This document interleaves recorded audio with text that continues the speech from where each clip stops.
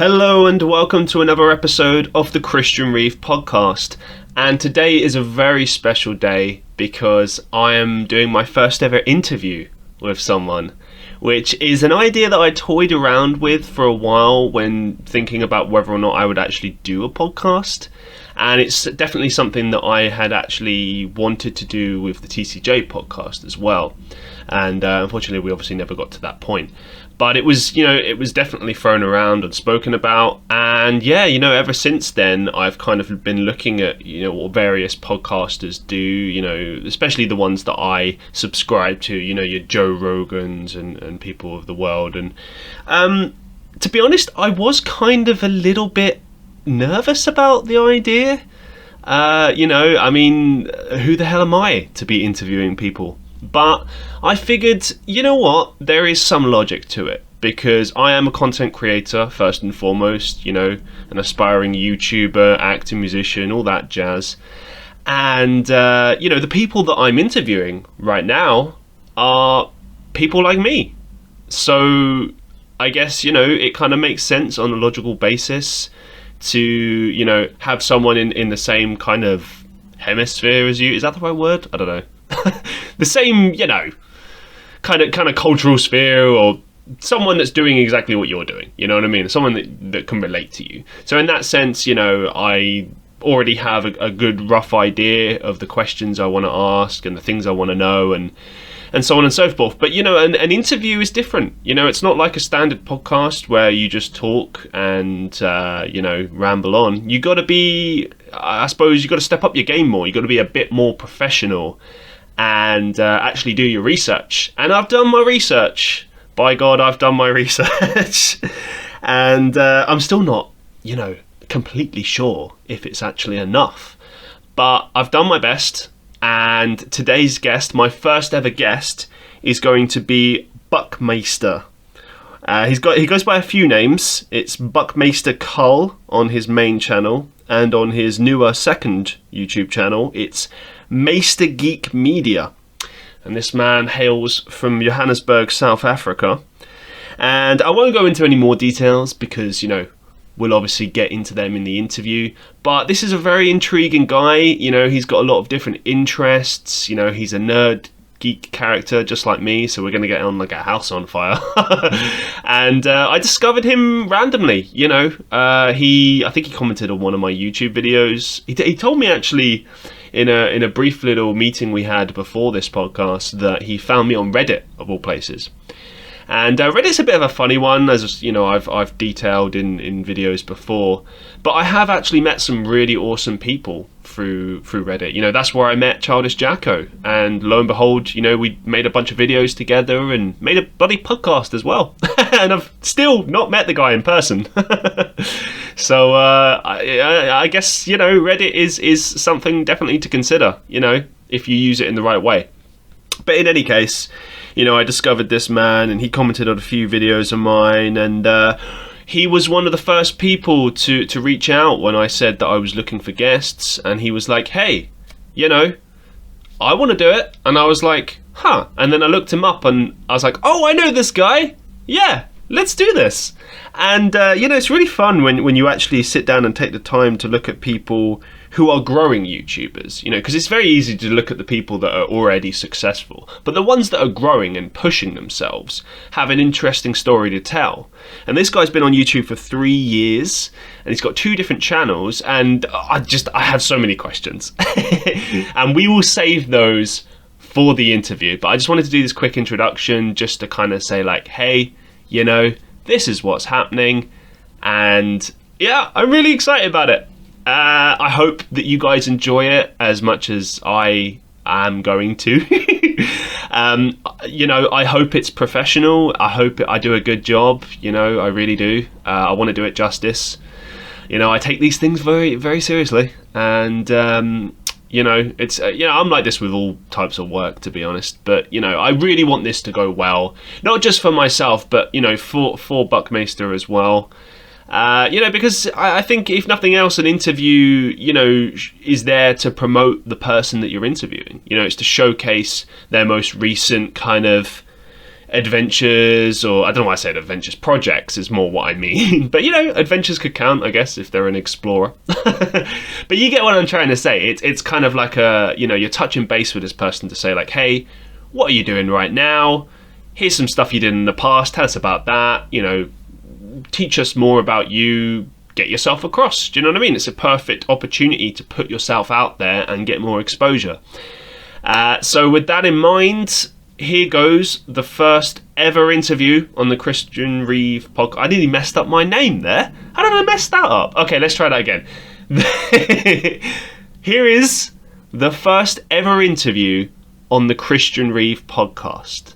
Without further ado, let's get right into it. All right. We're here in the first ever interview on the Christian Reeve podcast, and I'm joined here by, you have many different names, so I'm just going to roll through them. There's your main channel name. It says Buckmeister Cul. And then you've got your second channel name. Buckmeister Cul. Okay. Buckmeister Cul. Yeah, a lot of people. Yeah. And then you've got your second channel name, which is more recent, which is Meister Geek Media. And I did a bit of, as part of my research, I obviously stalked everything of yours online, and I think I found your name on your Instagram. So I'm going to have a roll at this. Ketho Barol? Yeah, that's how a lot of people in the British school that I went to used to say it. It's actually like, it's actually Reto Burole. But just call me KB. It makes a lot of things easier. Let's see if I can get this down. All right. Reto. To. Like, just take it down. Reto. Yeah. Burole. Reto Burole. Okay. Yeah. Right. I pride myself on accents and stuff. you did a whole lot better than people in my like junior and high school. So I think it comes points down to you. Like practicing languages and stuff. Like especially when I was in Estonia, I learned like all these different sounds and stuff of like how you actually pronounce letters, and you have to basically like relearn the alphabet in a different way. But anyway, yeah, cool.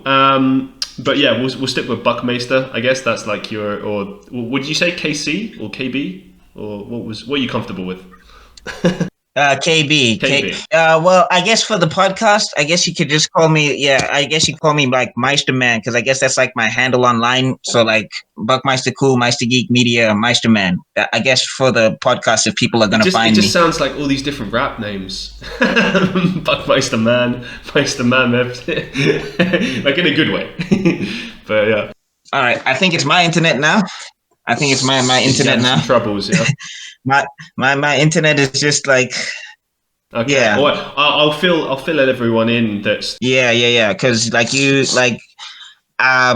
cutting out, and I think it's on my side. I'm receiving you clearly, so that's fine. I guess there's just a bit of a delay there, but I will fill everyone in on why we're having some delays. So basically, I'm doing the podcast right here in Manchester in the United Kingdom, and KB, Buckmeister, I'm going to say Buckmeister, I'm going to stick with that.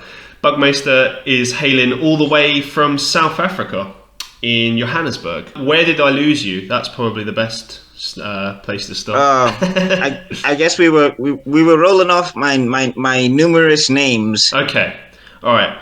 So moving from there, what I asked you was basically, as I've been looking at what you're doing online, I've noticed that you actually, it's a bit of a question mark as to where you're from. So on your main channel, it says that you're residing in Los Angeles, right? Or not Los Angeles, maybe I just made that up, in the States. But then your second channel sort of says you're from Johannesburg in South Africa, same as your Twitter. So, and I've also noticed that you have a bit of a twang to your voice, like a bit of an American accent. So I'm curious, like, what's the deal? What's the story? Okay, let's get into this. All right. So for the main channel, that whole US thing, it was like a YouTube tactic I was trying. I was just trying to see if I could rank higher, because the stuff that I talk about, there's a culture here in South Africa, but it's not a huge thing. Like we just recently got Comic-Con in 2018. So it kind of sucks that COVID canceled everything. But yeah. Is that like a first time thing in South Africa for a Comic Con?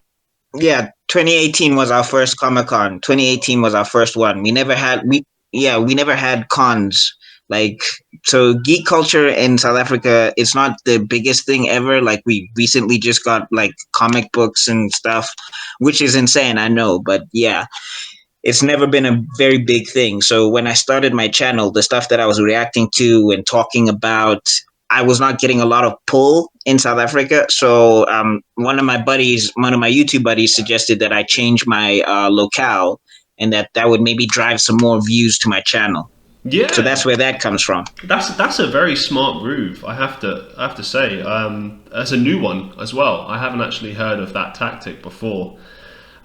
Seems like a pretty straightforward thing to approach, but it kind of leads me on actually quite well into what I wanted some of the other things that I wanted to ask you about, namely, like at what age that you got into comics and nerdy stuff in general. Because obviously on your main channel, or sorry, your second channel, it's more kind of dedicated to all these, I guess you can say like news type videos where you're discussing like, okay, for instance, the latest Batman news and stuff like that. And like your main channel, well, I keep saying your main channel, but your bigger channel, your older channel, Yeah, the Reacts channel yeah. to be more specific, does have all of that stuff there. But obviously being that it's a Reacts channel, it's kind of open to everything. Whereas I feel like your second newer channel is more solely dedicated to this comic book and nerdy stuff. I say that in a perfectly kind of positive way. I'm a massive geek and nerd myself. Oh no! I like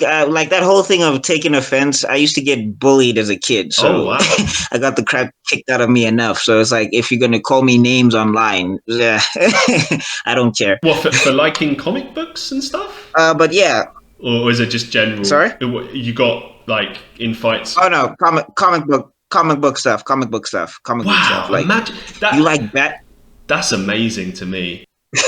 I mean, that just goes to show, Yeah, like, doesn't it? I mean, if you think about the biggest movies in the last couple of years have been, comic book movies that are liked by everyone. oh oh So it's crazy. oh yeah. Now I'm cool. Yeah, Like yeah, before, I was like, yeah. and I used to get mad. I was like, so now everything's fine. Before, when I was trying to show you guys like some Batman, you used to punch me in the face for it, but now, okay. Bloody typical, isn't it? Yeah.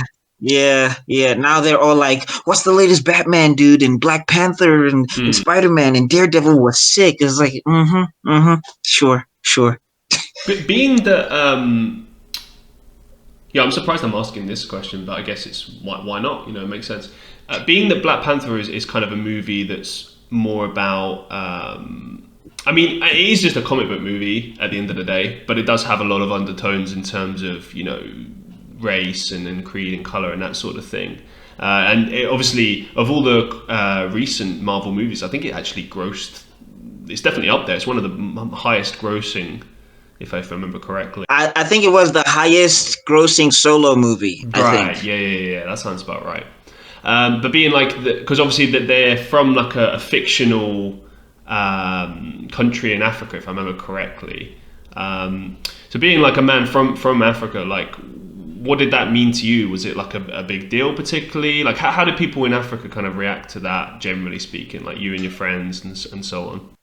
Okay, well, first off, they finally discovered that comic books are cool. Yeah. That was a big thing.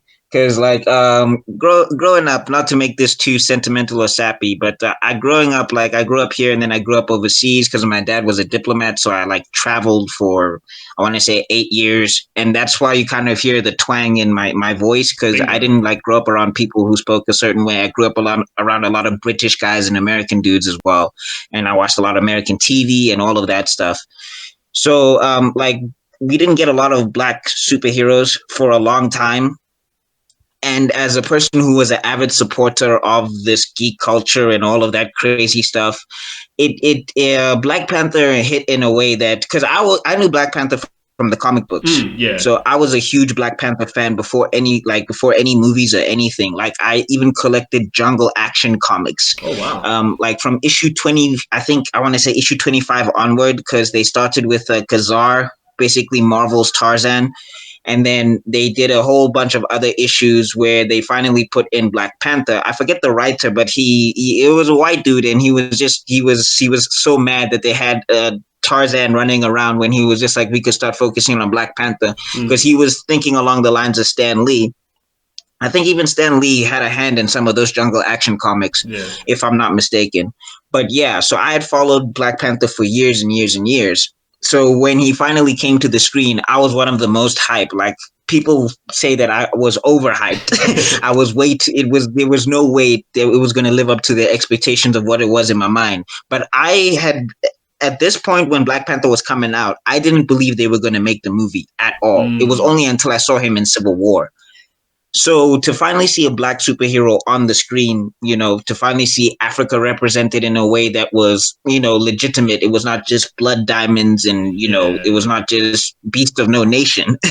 It was a big deal. It was a big deal in that sense. It hit a lot culturally, because like a lot of people saw I not only saw my culture, but a lot of other cultures were reflected in that movie. So then it hit that much more, and it connected that much more harder for people in Africa. And that's why the movie grossed so much, was because for the first time in a long time, Hollywood wasn't showing us as slaves, or wasn't showing us as, war like children. What's the term? Child soldiers. There we go. Why couldn't I speak there? But that was, so that whole culmination of Africa being viewed in a very weird light in Hollywood, and also like my counterparts in America not ever seeing Africa something cool or whatever. Black Panther was this perfect cultural storm. Because the critic in me as a movie, I still really like the movie as a critic, like the critic part of me. There are parts of it where I'm just like, I would have done something different there. Yeah. But for a whole, it's still my favorite Marvel movie. And it was just the perfect cultural storm, basically. So yeah, it hit very hard here, because we were seeing ourselves being these huge, giant human beings. And we were just like, I don't think we were going to get the chance. If you understand what I'm saying. Yeah, I get what you mean. And funnily enough, while you were talking about that, like, it kind of reminded, because you said like, oh, it's kind of the first movie with a black superhero, and I was thinking like, well, no, it's not. Like, there was the movie Hancock with Will Smith about, I want to say 6 or 7 years prior, like 2012, something like that. And I was kind of thinking like, well, why wasn't that, as a big of a deal? And then I was kind of thinking like, well, I guess it just wasn't hyped in the same way. I mean, you could make the argument that it just wasn't as good, but that obviously a bigger difference is being things like the fact that you've pretty much got like an all-black cast in Black Panther, which is awesome, and things like that. But like, it is kind of interesting, isn't it? I mean, you could have argued that Hancock had potential for a franchise coming out of that, and if I remember correctly, it was a original idea. It wasn't based on like a comic or a story or anything like that. It was purely just standalone story in terms of movies and stuff. What are your thoughts on that? Well, I mean, a lot of people bring up Hancock. A lot of people bring up Blade, which Blade doesn't get the respect it deserves. Oh my God, I can't believe I forgot Blade. Yeah, no, yeah, of course. That was way before that. Okay, but sorry, go on. Yeah, no. I just think no worries, you cool.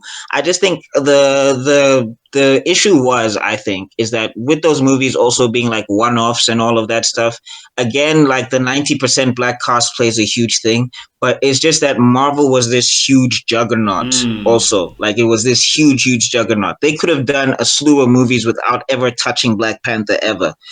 And I don't think they would have. I think eventually they would have gotten to him, but I just think because of the Marvel brand name and because of how like larger than life those characters are, I just think Black Panther had bigger marketing machines behind it, and it was covering a lot of ground that was never covered before. Yeah. Because in those movies in particular, yes, Hancock and Blade were the superheroes, but it just felt like they were surrounded by like foreign, like a not a foreign, I want to say, but it was just them. That's what I'm saying. I think Yeah, if they could, yeah. if they introduced more color, like the first Blade was nice in the sense that it mixed up the world a little bit more. Mm. Whereas with Hancock, it was just Hancock in this neighborhood of Caucasians where it was him by himself. So people felt like it was just, it's just going to be the black dude teaching the white people how to be cool or whatever. Yeah, Which, yeah. I mean, again, Hancock, I don't think is a bad movie. I just don't like the costume change at the end. But I thought Mm. that was a pretty good movie. But anyway, the point being is, I think just with Black Panther, it was not only that it was a black superhero; it was just that it broke a lot of barriers in front of the screen and behind the screen, and I think that's why it's more lauded as like not the first not the first major black superhero movie, but just the first Marvel black superhero movie. If you get what I'm saying. So Yeah. yeah, it was casting, it was costumes, it was set design, it was coming off of Ryan Coogler, who had just directed Creed. So I just think Mm. those things allowed it to have a bigger marketing push than those other movies. I mean, still, I personally say we got to give Blade and Hancock our respect in that sense. But I also think with Hancock in particular, a lot of black people were upset that Will Smith was just this drunk dude who caused massive destruction, massive CGI destruction, and all of that stuff. And he was just mean to everybody. And eventually, because of Charlize Theron, he becomes a decent human being. So I think that was a bit of a problem for like some of the black audiences. Not that I had a problem with that, but yeah, they personally didn't like that, and I guess it just goes back to that whole representation thing where it was just like we needed to see more positive images on screen, if that makes sense. That's a tricky one, you know. Just before we move on to the next thing, like I do want to say, like I kind of I understand that reasoning for being annoyed at it, you know, as being part of the black community. But at the same time, like if you watch that movie, I mean, it's a very integral part of the story that he's like that. I wouldn't necessarily say it's, you know, like I didn't watch that and think, you know, oh, you know, black people are drunks. I mean, that's ludicrous anyway to even think that way. But do you know what I mean? It's like I was just engrossed in the story, and I was like, yeah, of course. You know, he's kind of sick of the world. He's like kind of fed up, and that's why he's like that, and he needs someone to pull him out of it. You know what I mean? I don't think it really had anything to do with him being a black man at all. But then again, you know, I'm a white man, so my perspective might be different. And certainly in the last couple of years, you know, we've seen some massive changes in society and things kind of getting pushed out. And I think more importantly, things being kind of, what's the word I'm looking for? Issues being pushed like maybe they weren't before. Do you know what I mean? Like things being questioned more so, which is always a positive thing. And it's a good thing that I think that you mentioned all of those different movies and franchises that are, you know, portraying black men and women more prominently. I think that can only ever be a good thing in terms of giving people from the black community more of a, you know, an opportunity and, you know, make it more equal. Because obviously right now it's not. It's more equal than it ever has been, but we're still not where we need to be. But yeah, moving forward, just before we move on, you mentioned you spoke about Blade, and I can't believe that I forgot Blade. It's one of my favorite franchises ever. But anyway, That third one, yeah. I mean, yeah, okay, yeah, it wasn't as good as the first two. I agree with you. But I heard that, It felt like Ryan Reynolds like auditioned for Deadpool. That's what it felt like. bruh. I mean, Ryan Reynolds, he's like a fine wine. I think he's gotten better with age. I think back then, either it was his character or it was, you know, kind of, I don't know what the issue there. I wouldn't put it all on Ryan Reynolds there, though. I think I read that there was a lot of issues. No. I think the editors messed up that movie. I liked it. I thought it was a good movie. I didn't think it was the best. I thought there was a lot of cringe stuff in there. But then again, it's like early 2000s, mid 2000s. Like everything was kind of cringe back then. Like it's just the way it is. But no, the reason I wanted to sort of continue on this trail of Blade is that they've kind of been talking a lot about doing a reboot with the new actor. I think they've actually begun work on it, and potentially Wesley Snipes might actually have some sort of a role in that movie, in that franchise. I just wanted to get your thoughts on that before we move on. Like, you know, what do you think about that? Is it a good thing, a bad thing? whatever. I personally wanted Wesley Snipes to return. Mm, I was also wanted to start like a petition for a Blade game where Wesley Snipes plays the voice, because like Wesley Snipes was Blade for me. yeah. Like he was so good. I mean, it's the reason why they changed his look in the comic books and even this new movie. It's Wesley Snipes it's Wesley Snipes who did that. You know what I'm saying? So I really wanted him to come back, but the guy that they've cast for him is amazing. Mm. Like Mahershala Ali. I mean, if you watched Moonlight, or if you like, I loved him in Luke Cage and all of that stuff as well. Wherever I've seen Mahershala Ali, he's just been like that top tier actor. So I think that the reboot is good in the sense, and I mean, even Wesley Snipes did give his blessing on it, so I can't be all fanboy ragey and all of that stuff. So I think it's a good thing. It's a good thing to get more edition. It's a good thing to get multiple heroes of color in there and all of that stuff. And I just hope it opens up the universe a little bit more. I mean, again, I don't want to get rid of I don't want to go on this whole pro black rant or whatever. Like, I just want to get a mix and mash in a sense. So yeah, I really like that. Yeah, I agree with you. I think Wesley Snipes still has a lot of legs. And also, kind of, I think something they might have missed is the fact that we have this technology now where we can de-age people. So if age was an issue and you didn't want to do like an older Blade story and you wanted to do like, same age Blade, you could just do that, But, whatever. I'm excited as well to see what this new actor will do. And I kind of like, I was kind of thinking like if they do a story where they include Wesley Snipes in it, it would be cool to have him as like some sort of a mentor or something. Like I think that would be kind of cool. Yeah. But I mean, I was like saying that at least get him on like a VA project for like a new Blade game. The PS5 just dropped. We could use a new Blade game. Get him on VA. That would be amazing. Yeah, why not? Why not? Yeah, definitely. Well, let's switch it up from comics and talk a little bit about why you decided to become a YouTuber. I mean, obviously, I'd imagine one of the reasons is that you want to talk, just candidly about your love of comics and, like just generally get your opinions on things out there. But what was the kind of reasoning behind why you started it in the first place? Okay, well, a couple of things. So I first started out on Vine. Remember that? That's a throwback. Yeah. That's kind of where I got my start, and I was just making like random content and stuff. And as I was picking up traction, Vine decided to drop. So I was like, okay.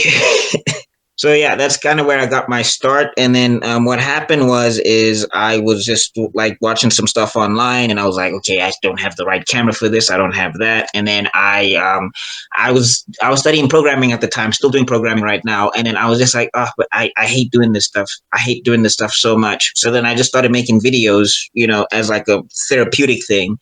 And then I really enjoyed making videos. Like even when I lost subscribers or I gained subscribers, I was still like, I have to make these videos because it was just in me. And then eventually I was like, wait, you can make money off of this? I know people made money before, but like this is a thing. And then, yeah, I just chased it ever since. Nice one, Matt. I mean, you briefly mentioned there you're studying programming. Is that like you're studying computer programming, like looking to get into video games development? Well, not video games in particular because like that is so stressful. But no, I'm doing like industrial programming. Like I make websites and applications and all of that stuff. Okay, yeah. Well, that works, doesn't it? I mean, it kind of helps. I imagine with your YouTube career moving forward, it will definitely add something in terms of being able to market yourself and create things for yourself. I know that everything, because I studied marketing at university, and I have to say, like, it has helped a lot with things like social media and just generally knowing how to network and brand oneself. So with that in mind, Oh no, yeah. so go on. Sorry. Oh no. I was just saying that. Yeah, totally agree. Like it was not the way it was. Like it was not my plan. I kind of fell into programming, but yeah, it has helped. It has helped. Okay, excellent. Well, I guess moving forward, then the logical question would be to ask, like, what's your goal? Are you looking to kind of delve into a career of programming and have YouTube on the side, or are you looking to maybe, leverage programming as a means of, pushing your YouTube career? And like, if you are actively kind of pursuing YouTube career seriously, like, what are your goals with YouTube? What do you want to achieve? Okay, well, yeah, I 100% want to be a YouTuber, like 100%. Like I would love for YouTube to be my main career because I dig the platform, and even when stuff sucks, I still feel excited to do it. So if that's not a reason to do something, like anybody who's listening to this, like if you're doing something that you hate, I think you got to balance it with doing something that you love, and then you got to try and make that thing that you love the main thing, so that you're not, because life is crazy. I mean, we living in a freaking COVID world. Things is hectic, so you have to do stuff that makes you happy, and pursue a career in stuff that makes you happy, because when it sucks, at least you remember that it makes you happy. Just a philosophy I live by. But yeah, my goal is literally to get to a point where I would say financially, I'm making like $1,000 a month on YouTube. That would be my goal, and then that would be able to sustain my YouTube career. And then after that, I would focus 100% on YouTube. I'm not aiming to be the next PewDiePie. I'm not aiming to be the next Logan Paul. God, no, I don't want to be Logan Paul. But yeah, I just think that I get enough subscribers, I get enough of a subscriber base, I make money that way, and I just sustain myself through making content and all of that stuff, and become a full-time content creator. That's the goal. Yeah, it's the same for me, really. I think the more and more that I do YouTube, I kind of realize that, it's kind of, I mean, it's good to have high goals to be the very best of the best, but I think you're only really doing it well if you're looking at it from like the sense of like, what's the best that I can do? How can I make this the best for me? And measure your success in terms of like what works for you.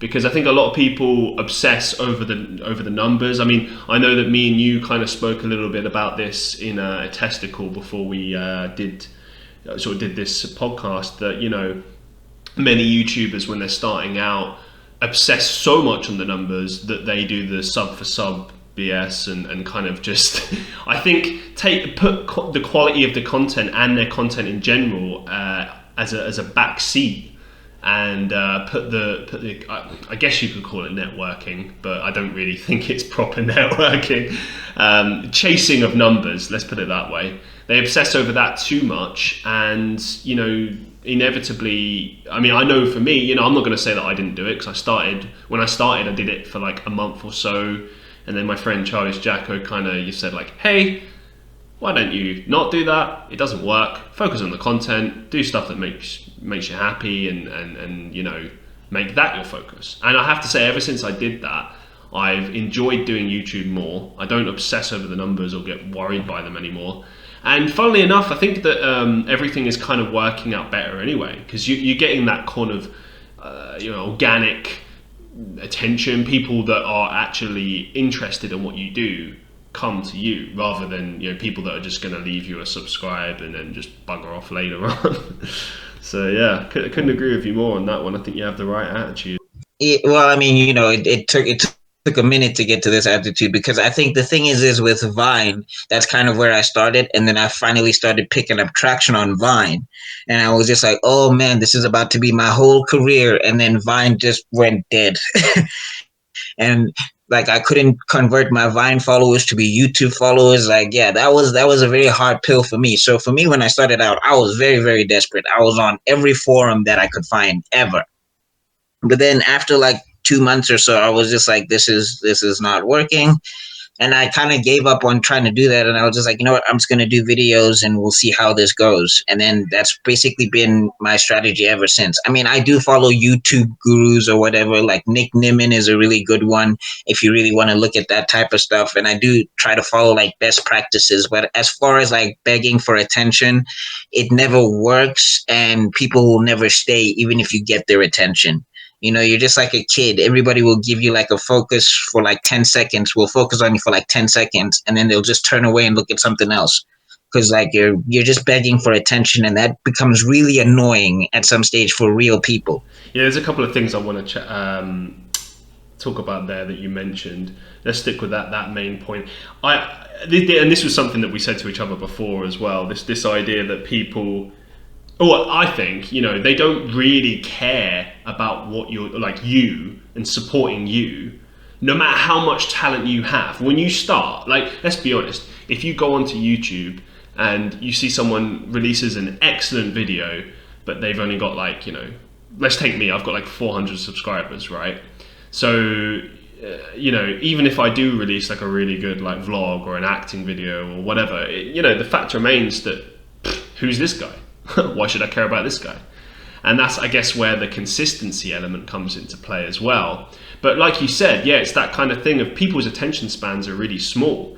So with regards to approaching YouTube or any kind of, content platform, you got to focus more on, building a following, building a community of people that actively love who you are and love interacting with you, versus just making sensationalist videos and hoping to gain a couple of subs off that. Like, I feel like that's kind of counterproductive anyway. Do you know what I mean? It's because it's like I've seen on your channel, for instance, you've got a couple of videos that have banged and have done really good numbers, and I've got the same, but ultimately, how many of those people converted to subs? Not many. Do you know, maybe a couple out of like if 2,000 people watched two. it. Yeah. I can count them. And to me, that's really valuable. I'm not trying to undermine that. I think that's like me. Like when I first started, I would have been a bit more like, no, never. Yeah. That I think that's the thing. You got to value like every subscriber and really appreciate that, especially now, because there's so much competition, so many people trying to make it on YouTube and Twitch and so on, and being unique in that sea of people is tricky. But I think that sticking with it and being consistent is definitely an important part of that, and it sounds like you really have done that. I mean, you've been on YouTube for 3 years. You've got one channel that's on, I think it's 1,600 subs, so you're on the way to 2,000. It's definitely going to happen, especially now with looking at how popular comic book movies are and how they're a big part of culture now. It's inevitable that your channel is going to keep growing because you're talking about what's popular. And with the second channel, I noticed it's the same as mine. It's like it takes a while. I think you're on close to 60 subs, if I remember correctly, which is excellent. But I think you only started it this year, didn't you? Like the beginning of 2020. Is that right? Yeah. Right. Yeah. So yeah. So it's difficult to get that traction going. I think it's the same with me. I've got like about 430 subs on my main, and then I've got 20 subs on my second, and I upload more on the second channel. But whatever. Yeah. That's the struggle. But it's all part of the process, and it's interesting actually. Because originally when you spoke about Vine, I thought I would just leave it and focus on something else. But you brought it up again, and it's interesting that you said that you were picking up traction, and then it kind of obviously Vine ended, and then you had to kind of go back to the drawing board, so to speak. And it's interesting, when I went on your Instagram, I did kind of see that your videos were doing good numbers. And you were kind of following the same approach, like posting these little small videos. And I do the same on my channel. I sometimes do like, music, little vids and stuff like that. And occasionally they do really well. Like I did one the other day that I think I was just playing basketball. I shot a hoop and like that did good numbers. It's literally just me scoring.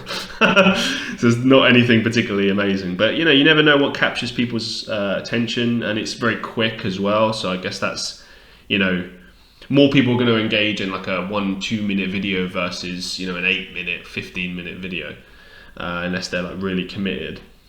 But on that topic, and to kind of give you a question to get actually take this somewhere. Are you on TikTok, or have you considered that? There's kind of TikTok's probably. Oh no, I jumped. Oh, sorry. You were saying? Oh, I was literally just going to ask, like, is that something that you're on, or you've considered, or I know that there's other similar platforms that are kind of emerging at the moment. Like, is that something that you'd be looking to get back into, or are you just like YouTube and like that's it? Oh no, I was on Instagram. I was on Instagram for a minute, and then TikTok as well. I jumped on TikTok as soon as I could get it. As soon as I found out what it was, I started uploading like TikTok stuff on my TikTok channel as well.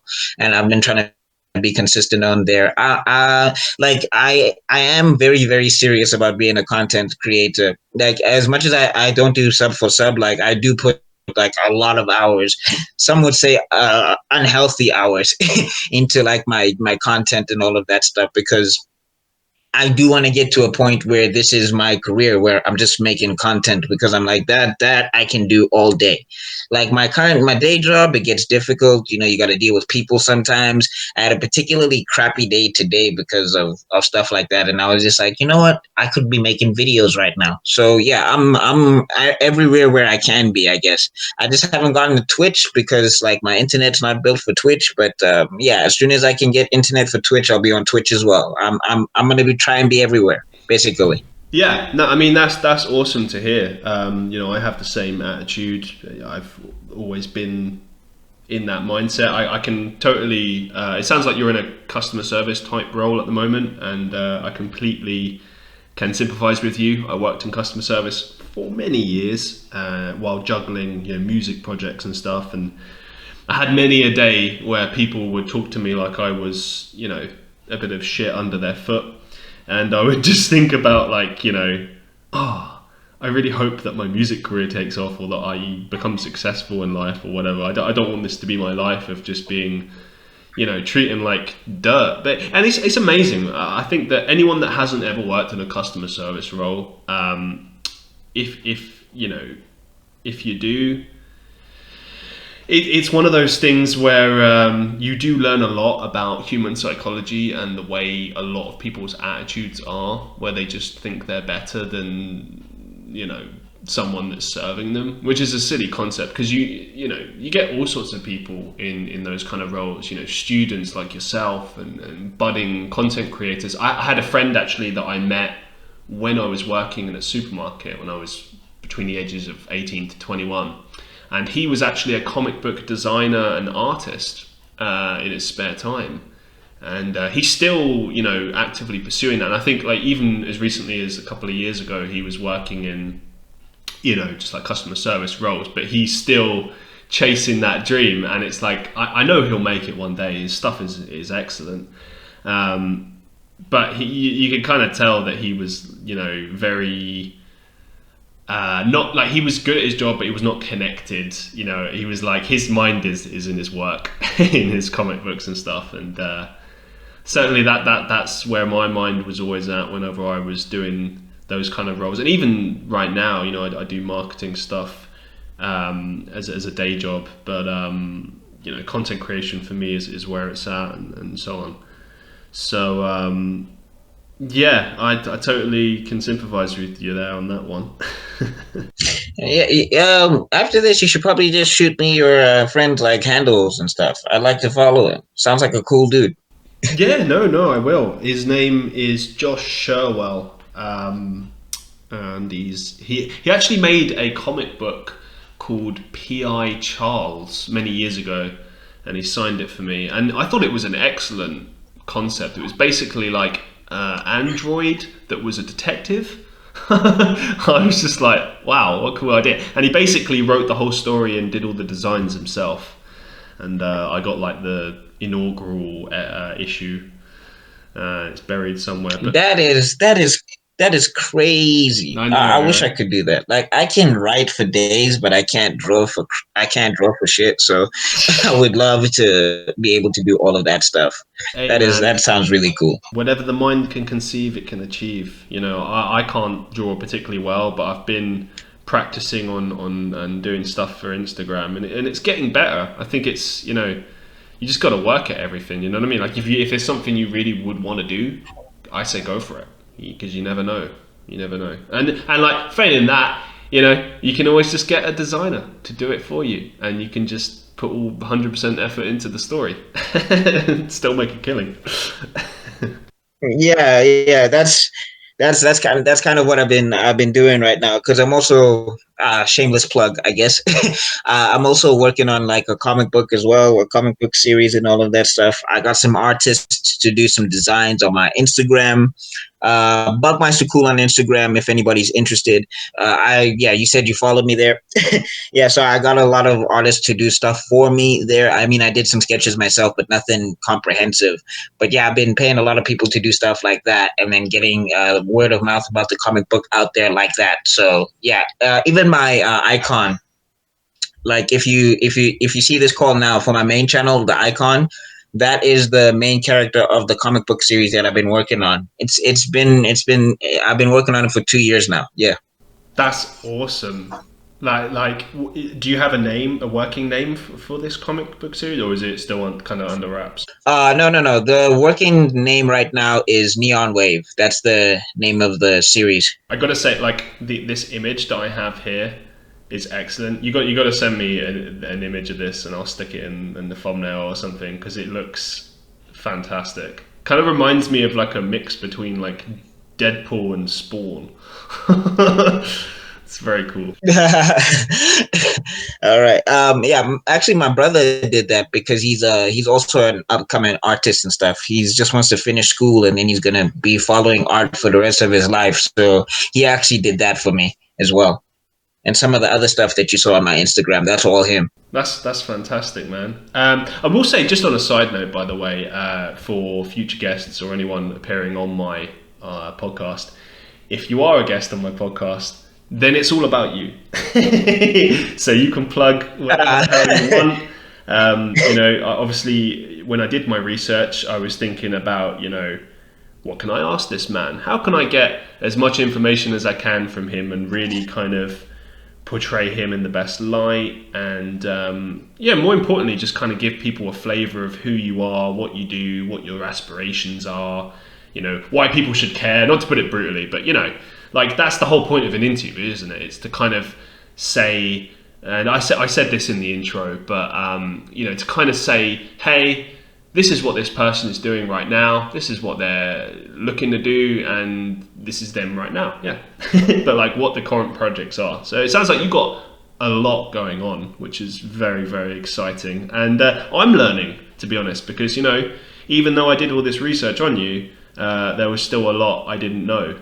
So it's pretty damn cool. Yeah, man, this is I'm loving this. I'm loving this. I've my first podcast and it's an amazing experience so far. So any other things you would like to know about me? Absolutely, man. I'll fire some more questions your way.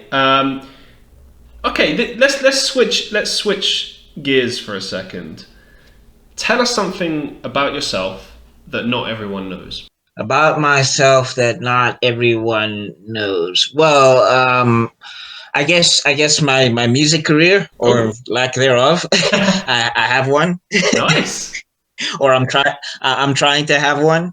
Yeah, that's not primarily what I'm known for online. It's more of the geeky content and the weird skits and all of that stuff. But yeah, I do music quite a bit. I've been doing music since I was 12. Excellent, man. Sounds like we're very much kindred spirits in that sense. In the sense that doing a lot of different things. Because I'm the sort of person that I can't stick to one avenue in life. I've got all these interests, all these things I love to do, and I can't just stick to one. And it's very interesting actually speaking to people because I don't often meet people like yourself, or I guess like me, that do a lot of things. It's normally like I do this, and sometimes I do some other stuff. But it's normally like when someone asks you like, what do you do? It's like they assume that you just have one thing and that's the only thing you do and that's where it ends. But it's not the case. I mean, even some of the most famous, entertainers out there, off the top of my head, like Jared Leto is a good example. He's an actor and a musician or Gerard Way, the lead singer of My Chemical Romance. I think he also did some comics or something at some point, if I remember correctly, some graphic novels. Yeah. Yeah. I think I read something by him. I can't remember off the top of my head, but the name sounds familiar. Right, yeah. So I mean that kind of goes to show, doesn't it, that you don't have to like there aren't any rules. You can do whatever you want. And so that's interesting. Yeah, you have to. Is there somewhere we can find you and listen to that? I'm intrigued. I'd like to hear some stuff. Well, there is it's hip hop, it's rap. Woo! So just for the people to know, but yeah, I do have a like a playlist on my bigger channel because there was a time where I was just cranking out music on the bigger channel, hoping that would hit. In my experimental phase. So I did a lot of instrumentals and I did a lot of like actual songs. So yeah, if you go to my main channel, you'll probably just look through my playlist and you'll find the music there and all of that stuff. But yeah, I was diagnosed with ADD as a kid, so yeah, I can't focus for jack shit. I can't focus on anything. Like I always got to be here and over there and over there and over there. I mean, eventually I got to like narrow it down and be like, okay, this is what you need to do, or otherwise you're spreading yourself too thin. But yeah, like my brain has always been scatterbrain. It's always worked that way. Hey, I get where you're coming from, man. I think it's kind of a double-edged sword, isn't it? It's like you start many things, you have your finger in a lot of pies, but yeah, you gotta like always try to kind of keep. Like I don't have ADD, but like I do have this thing that I struggle with where I go off on like tangents, or I sort of like get overexcited and want to do all these different things, and it's like you gotta always kind of bring it back. You always got to kind of get to the point, or like wrap up what you're doing and then go on to the next thing, and so I guess it's something that we all kind of have to just work at. But no, that's really interesting to know, man. And obviously for anyone that's interested in Buckmeister and everything that he does, I will get him to send me all of the links, and they will be available to see in the YouTube channel description. Obviously for those listening on Spotify, go on the YouTube and you'll find them there in the description. But obviously he's mentioned a lot of the things, by name, so you can sort of listen back and go check those things out and find him online. He's very easy to find, so that's a good thing. It's good branding, good marketing. I'm very proud of you being a marketer myself. But I'll take it. I'll take it. round of applause. Yeah. Okay.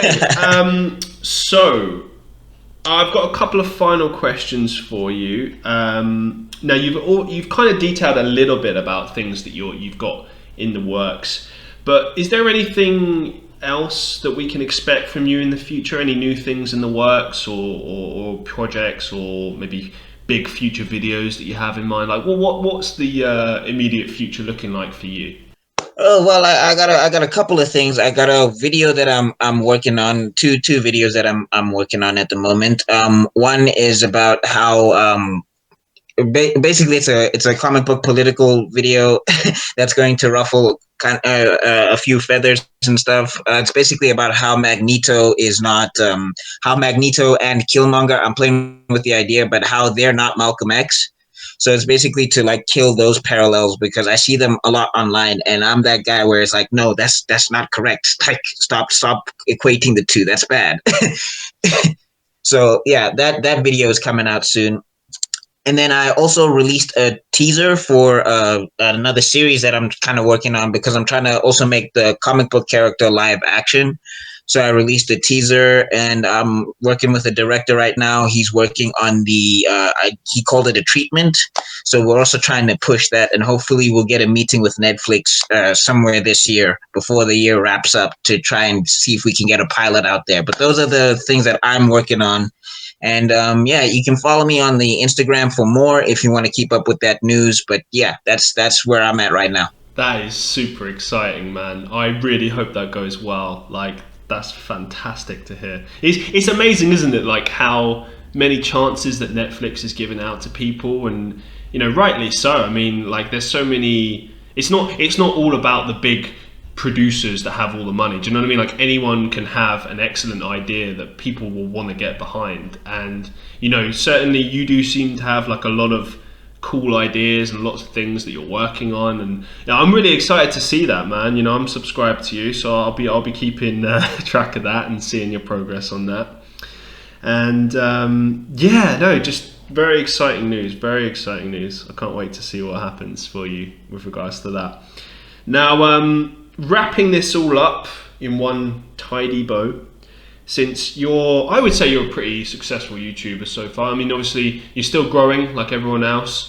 Fair enough. Maybe you're not in the top tier. I'm not, so I don't know what that would be like. But you on your main channel, you've obviously you've achieved the big achievement of getting 1,000 subscribers a while ago. So you're well on your way. You have success. So what kind of tips would you give to someone starting out YouTube now? Because obviously you've been doing it for 3 years, consistently. I only started YouTube properly last year, because I actually started my channel back in December 2013, and I didn't really have the confidence to pursue it back then. So if you look on my channel, it's kind of sporadic music videos, a few random things I did at university, and then eventually, sort of middle of last year, I was like, I'm gonna do this. I'm gonna actually go for this now. But with you've been consistently doing it, and you've done well, and so much so that you've decided to set up a second channel. So what are the main tips that you would give, or advice, or what can you impart to people setting out right now? Okay, well, I have three main tips. Tip number one: start. Just start. It doesn't matter how bad it is. Just like, I have videos that I can't even look at right now. Like, I looked at that, like, I did that. Why? Yeah. The lighting is bad. Yeah. They can't even see my face. My audio is horrible. Why? Yeah. Like when I hit like 100,000 subscribers, I'm actually going to do some reactions to my old videos, and they were terrible. Like, I even did a music video where I just had lights and animations everywhere, and I was trying to rap, and it didn't make sense. But the point being is that yes, it's meant to be bad. Like, you don't go into a gym on your first day and knock out the champion. No, Absolutely. That's not what happens. So my first tip is. Sorry, go on. Oh, sorry, you were saying? No, I interrupted. Go on. Oh, okay. Well, I was just saying, like, you don't just win the world title on your first fight. You know what I'm saying? Like, even if you win your first fight per se, it's gonna get harder from there. So the point being is just to start. Just start, get it out the way, put the camera in front of you, and just talk, say stuff. You'll figure out yourself along the way. Tip number two: do not focus on equipment. It's not about the equipment. It's never about the equipment. Never, ever, ever. The equipment is cool, but that's not where people get attracted to you. That's not what it's about. Like, as long as they can see your face well enough, and they can hear you, and you can speak and all of that stuff, and like you're visible on screen, that's fine. That's fine. Okay. Tip number three: before you go into be a part of communities, and really be a part of communities. Like, you have to really, really be a part of communities. Like, what I do is sometimes I will just spend like an hour on Reddit, just watching other people's videos and leaving comments, like meaningful comments and all of that stuff, and sharing their stuff, and letting them know I shared their stuff, and letting them know I subscribed, and letting them know why I subscribed, and all of that stuff. Oh, okay. Another tip, actually, my last tip actually for the day is, on your channel, like, make sure you let people know what you're about. So on your about section, fill that out with stuff. Let them know why you're doing reaction videos, music videos, whatever you're doing. Let them know why you're doing it. Let them know what you want to achieve on that about section, because when people browse through your channel and stuff, you want to make sure that you give them enough information that if they're like, this guy seems interesting, they'll want to stay. So I see a lot of people don't do that, and I see a lot of people don't be a part of communities. And then also I see a lot of people talk about equipment. Those are like the three main things that I'm like, you're not going to grow on YouTube with that mentality. So all of that stuff, you can take that for what it's worth. That's gotten me to 1,000 subscribers. Maybe it can do the same for you. Oh, thank you so much for sharing those, man. That's some really excellent tips there. I did have one question for you, actually.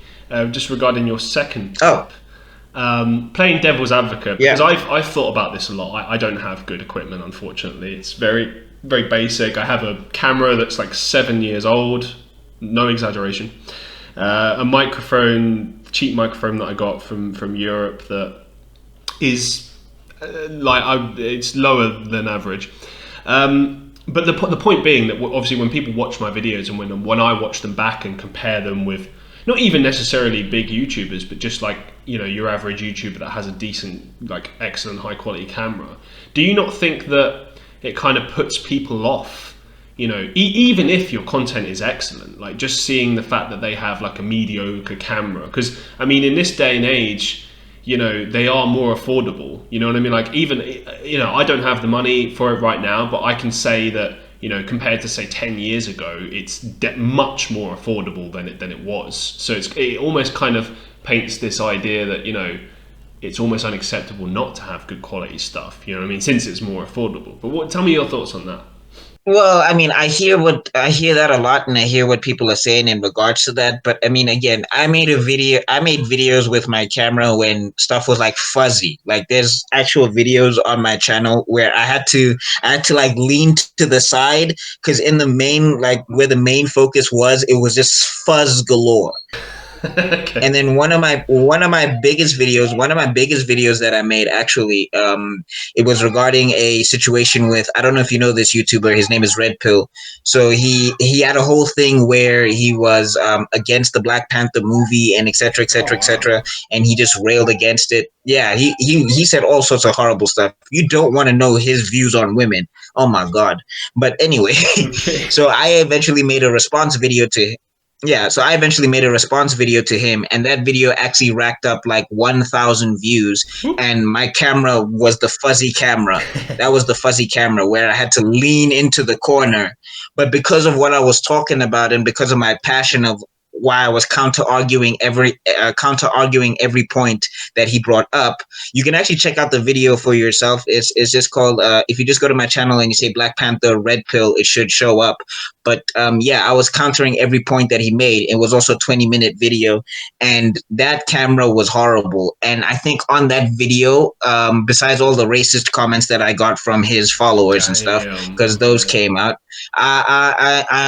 I'm officially like a monkey and a baboon and all of that stuff. Ugh.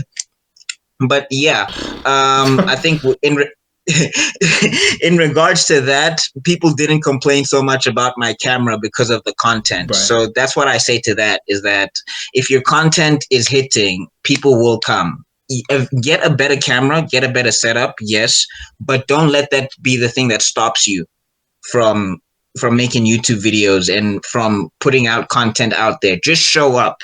Someone will see you. Just show up, man. Just show up and keep showing up. Someone will see you.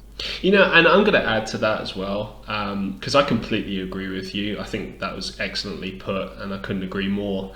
That was one of the things that was stopping me from doing a podcast myself, because I've been wanting to do a podcast for many, many years. And even more so in recent times. You know, I was doing one with a couple of YouTuber friends recently, and it was like a filmed one with visuals and everything. And it was very hard to set up and everything. And you know, when it came to thinking about my own one, I was like, oh, how could I? You know, my microphone is terrible. You know, the first starting requirement I don't even have. But like you said, it doesn't matter how terrible it is, as long as people can hear you and like understand what you're saying. You know, that's where it starts. And the sooner you get started, the better. And like before you know it, you know, the followers will come, the money will come, and then you'll have the money to, you know, get what you need, and so on and so forth. But yeah, I think that's where it always starts and ends, is the quality of the content. Like even the very best YouTubers and podcasters out there, you know, if Joe Rogan suddenly decided to just, I don't know, switch it up and just like not put effort in, you know, people wouldn't listen anymore. Doesn't matter how, you know, good he was in the past. You know, if he suddenly decides to not put the effort in the content, where, you know, the part where it matters most, then, you know, it just, the whole thing falls apart. So yeah, I completely agree with you on that. And Yeah, I mean, I'm going to begin my thank you-a-thon now. Thank you so much for sharing everything today. And thank you very much for being my first ever guest, on this podcast. I wasn't expecting to get guests so soon. And it's exciting. I hope I've done it justice. This is my first time ever interviewing someone. So I hope I did it well. As a person who listens to podcasts on the daily, I think this one was pretty good. I think you nailed it, man. That's good going, man. I thank you. The main thing I wanted to do was just get across, this is this person. Check this guy out. Check that. Check out Buckmeister. He's a very talented guy. He's got a lot going on, and to be honest, I think you've got a very bright future here, my friend. Especially with some of the comic book series and the net stuff with Netflix and stuff. And I do think that YouTube is going to continue doing very well. And it's funny how things work out when you start trying lots of different things. It all kind of wraps up nicely and works out eventually. And you're doing very well already. So thank you so much for everything. And is there anything you want to leave us with before we depart? I want to say something profound, but all I can think about is butts for some reason. Don't ask me why. Nice to know your head's in the game, man. Yeah. Yeah. I don't know. You have a smooth voice. It makes me think of butts for some reason. Anyway, what can I leave everybody with? Hey, subscribe to this podcast, support the podcast, Chris Reeves, I call him Superman. He's doing some great stuff out here. And I think, man, your journey also on YouTube is just going to be amazing. Cause I think unlike a lot of people, you don't have a set clock or a set goal on your goals. I mean, a set time on your goals. I can't speak now, blah, blah, blah. But I think that, man, you're about to kill it out here, man. I've seen some of your acting videos. Maybe if one of my projects does really well and it travels really well, I would like to get you on a project. And I really enjoyed my time here. Thank you so much for having me on. Well, Dad, thank you, man. That's really nice to hear. Thank you. We'll wrap this up here. I haven't really thought of a good way to end this, but other than, to go and check out Buckmeister, go support him and everything that he does. He's a top bloke. And goodbye, everyone. Until next time, from the Christian Reeve podcast, I bid you adieu.